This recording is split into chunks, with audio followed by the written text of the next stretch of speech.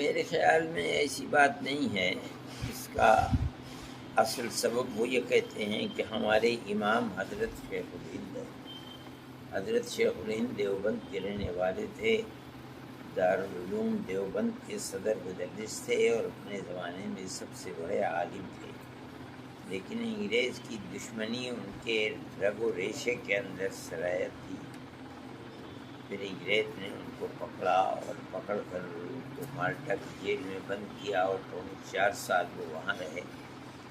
انہوں نے ہندوستان میں انگریز حکومت کے خلاف سب سے پہلے وہ آدمی ہیں جنہوں نے افغانستان کے اندر آزاد ہند حکومت قائم کی تھی، جس کا صدر مہاراجہ پرتاپ سنگھ کو بنایا تھا اور مولانا برکت اللہ صاحب بھوپالی کو وزیر اعظم، اور ان کے شاگرد حضرت شیخ الہند رحمۃ اللہ علیہ کے شاگرد یہاں کے پڑھے ہوئے مولانا عبید اللہ سندھی رحمۃ اللہ علیہ کو وزیر خارجہ بنایا گیا تھا.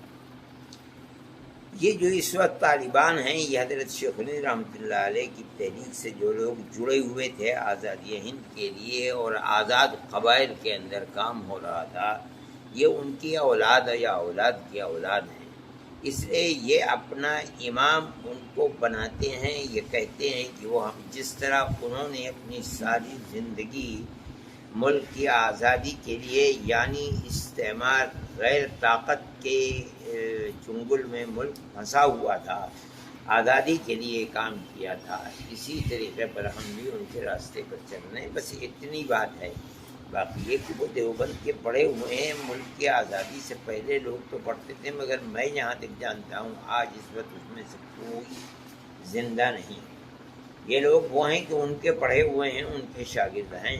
لیکن اصل بنیاد یہ ہے کہ وہ یہ کہتے ہیں کہ جس طرح انہوں نے اپنی جان کو قربان کر دیا اور شاگردوں کی فوج کھڑی کر دی، جنہوں نے 10 سال جیلوں کے اندر گزارا اور ملک کو آزاد کرایا ہے، ہم بھی اپنے ملک کو غیروں کے تسلط سے آزاد کرانے کے لیے کام کر رہے ہیں.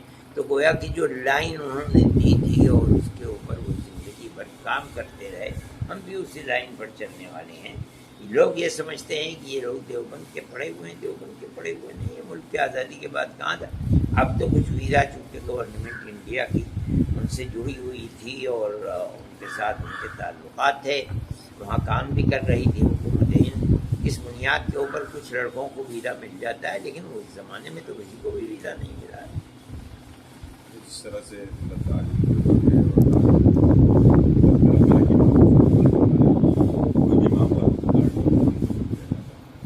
اس میں مطلب کس کا رول میں نہیں جانتا ہوں کون لوگ یہ لوگوں کے سامنے ہے. کہیں تو فرقہ پرستی کی ہوا چل رہی ہے. یہ کہا جاتا ہے کہ دارالعلوم دیوبند دہشت گردی کا اڈا ہے، لیکن ہماری تو تعلیمات کھلی ہوئی ہیں، 24 گھنٹے دروازے کھلے رہتے ہیں. جب ہم پڑھاتے ہیں تو ہمارے سبق میں کوئی بھی حاضر ہو آ جائے، کوئی بھی چیز نہیں ہے. اور سبق کو سن لیں. ہم کیا کرتے ہیں رات اور دن، کتنے لوگ ہیں جو ہمارے ساتھ رہتے ہیں اور گورنمنٹ کے وہ پہ رہیں، ہمیں تو کبھی بھی کوئی پرواہ نہیں ہوتی تھی. کہ ہم جو سبق دیتے ہیں وہ میل ملاپ کا مذہب سے اوپر اٹھ کر کے ہر آدمی کے ساتھ میل ملاپ کا ہمارا وہ ہے. ہم نے تو کبھی کوئی ایسی چیز کی نہیں. اس لیے لوگ کہتے ہیں کہ یہ مرکز بنانے جا رہی ہے گورنمنٹ، کیا کر رہی ہے، کیا کہتے ہیں گورنمنٹ کو اختیار ہے کہ کیا کرے. ہمارے اوپر اس کا کوئی اثر نہیں پڑتا. جو ہم پڑھاتے ہیں وہ 14ویں رات کی چاند کی طرح روشن ہے. جس کا جی چاہے آئے ہمارے سبق کے اندر بیٹھ جائے. ہم تو پیار و محبتی کی ترقیم کرتے ہیں، اور اسلام دنیا میں جو جنگل کی آگ کی طرح پھیلا ہے وہ کوئی دشمنی سے تھوڑی پھیلا ہے، وہ تو پیار و محبتی کے ساتھ پھیلا. دنیا کے ہر قوم نے اس کو قبول کیا ہے. لوگ یہ سوال کرتے ہیں کہ ہم گورنمنٹ کے وہاں کی گورنمنٹ کے طالبان کے سے محبت رکھنے والے اور ہم ان کے بارے میں اچھی رائے رکھتے ہیں. یہ بھی غلط ہے. ہم تو کسی کے بارے میں بھی کوئی رائے نہیں رکھتے. یہ تو مستقبل بتائے گا کہ وہ کیا کر رہے ہیں اور انہوں نے اپنے ملک کو کس طرح سے چلایا ہے. دیکھیے یہ کھلی ہوئی بات ہے کہ جو 2 چیزیں بڑی بنیادی ہیں کسی بھی حکومت کے لیے، ایک تو یہ ہے کہ ملنے جلنے والے جتنے بھی لوگ ہیں ان کے اندر میل ملاپ اور محبت کو پیدا کرے. آپس میں دشمنی کو جنم دینا یہ کوئی چیز نہیں ہے. میل ملاپ کسی بھی طبقے کے اندر، اقلیت اور اکثریت کے اندر، ان کے ملک میں بھی اقلیت اور اکثریت ہے، اگر وہ ہر اقلیت کے فرد اور اکثریت ایک ہی پیمانہ رکھتے ہیں، کسی کے حق کو نہیں مارتے بلکہ ملک کی ترقی کی سطح کے اندر معاشی اعتبار سے، تعلیمی اعتبار سے، رہن سہن کے اعتبار سے اگر ایک پیمانہ ہے، دو پیمانے نہیں ہیں، ہم ان کی تعریف کریں گے. اسی طرح سے اگر ملک میں وہ امن و امان قائم کرتے ہیں، ہر آدمی کی، چاہے وہ ان کا اپنا ہے یا اقلیت کا فرد ہے، عزت بھی محفوظ ہے، مال بھی محفوظ ہے، جان بھی محفوظ ہے. اگر وہ اس طریقے پر چلتے ہیں ہم تالی بجائیں گے، ہم کہیں گے بہت اچھا ہے. اور اگر اس طریقے پر نہیں چلتے تو دنیا ان کی مخالف ہو گیا، ہم بھی اسی رائن کے اندر کھڑے ہوئے ہوں گے. اچھا حضرت، ایک سوال اور ہے کہ جب دارالعلوم سے پوری دنیا میں لوگ پڑھ کر گئے، دنیا میں سوچ کو مطلب کہنے کا ہے طالبان سے ہی جوڑنا حکم کو، یا اور کسی نہیں، دنیا میں جو لوگ گئے ہیں پڑھ کر کے وہ اپنا کام کر رہے ہیں. جس ملک کے اندر بھی بیٹھے ہوئے ہیں اس ملک کے اندر اپنا کام کر رہے ہیں، یعنی اپنے دین کا کام کر رہے ہیں. طالبان تنہا وہ لوگ ہیں کہ جو ملک کے اندر یہ کہتے ہیں کہ ہم جہاد آزادی وطن کر رہے ہیں، جس طرح ہمارے ملک کے اندر جہاد آزادی وطن ہوا ہے. یہ قوم ایسی ہے کہ وہ کسی غیر کے تسلط کو اس نے کبھی قبول کیا ہی نہیں، آج بھی وہ قبول نہیں کر رہے ہیں.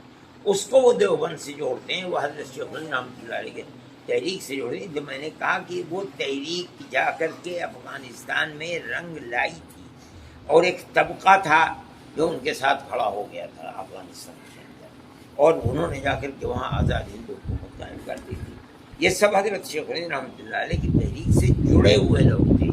اب حضرت شیخ الہند رحمۃ اللہ علیہ کے اسی لیے جب حضرت شیخ الہند رحمۃ اللہ علیہ کے انتقال کے اوپر جو وہاں ان لوگوں نے تعزیت کا جلسہ کیا تھا، اس کے اندر افغانستان کے بالکل بالا تر اونچے سے اونچا آدمی موجود تھا. تو اس وقت کے جو حاکم تھے انہوں نے کہا تھا کہ چیزے کے شیخ الہند نہ تما کر آ رہا تمام کنم. جس چیز کو شیخ الہند پورا نہیں کر سکے اور دنیا سے چلے گئے، میں اس چیز کو پورا کروں گا. آج اس کا پھل دیکھنے کو آ رہا ہے. وہ قوم بڑی ہو گئی، لیکن وہاں اقلیت اور اکثریت ہے. اس لیے کہ یہ جو لوگ طالبان جن کو کہا جاتا ہے، یہ سب پشتو بولنے والے ہیں، جو جنوبی افغانستان کے ہیں.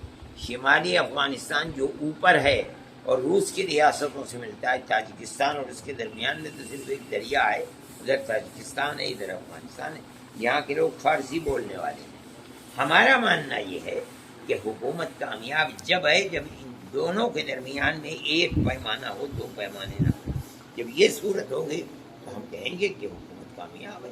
اور اگر یہ نہیں ہوتی ہے تو ہم سمجھتے ہیں جیسے دنیا کی حکومتوں کے اندر اکثریت اقلیت کے حقوق کو مارتی ہے، یہ بھی مار رہے ہیں اور کہتے ہیں کہ اسلامی انقلاب ہے. یہ اسلامی انقلاب نہیں ہوتا. اچھا، ہم حضرت یہ بھی دیکھ رہے ہیں کہ ہندوستان کی میڈیا ہے جو اصل چیز ہے، جو قرار ہوا ہے طالبان سے امریکہ کا، طالبان پہ ہندوستان کی گورنمنٹ نے سائن بھی، اس چیز کو نہیں بتا رہی. ہم نہیں جانتے ہیں کہ کیا ہوا ہے اور کیا سائن کیے ہیں. ہم اس کے اندر کوئی بول بھی نہیں. یہ سیاسی معاملات ہیں، انہوں نے کیا کیا ہے کیا نہیں کیا ہے ہم اس چیز کو دیکھ ہی نہیں رہے. ہم تو یہ دیکھ رہے ہیں کہ جو کام ہوا ہے آیا وہ صحیح طریقے پر اپنے یعنی کام کو کرتا ہے یا نہیں کرتا ہے. ہم نے ہمارے نزدیک اس کی بنیادیں دو ہیں.